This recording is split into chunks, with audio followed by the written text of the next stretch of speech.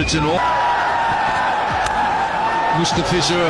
বাংলার cutter master Mustafizur Rahman Dubai IL টি-20 খেলতে গেছে এবং সেখানে তার কৃতিত্বের অভাব নেই। প্রথম ম্যাচে দলে চান্স পেয়ে তার দেখিয়েছেন হাতের ভেলকি। কাটার সোলোয়ারে বলাররা পুরো দিশেহারা হয়ে গেছে।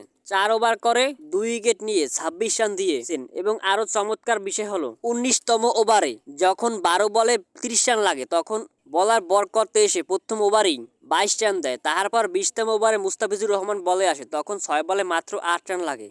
প্রথম বলে ডাবল, পরের বলে 4-এর বাউন্ডারি। যখন 4 বলে লাগে মাত্র 2 রান তখন মুস্তাফিজুর বোলিং শুরু। একের পর এক ডট বল। যখন 1 বলে 2 রান লাগে তখন মুস্তাফিজুর রহমান বল করে উপরে ক্যাচ জাগিয়ে দেয়, কিন্তু ক্যাচ ধরতে পারে না। শেষ পর্যন্ত ম্যাচটা হারতে হয়। আর নয়তো ইজি ম্যাচটা জিতেছিল।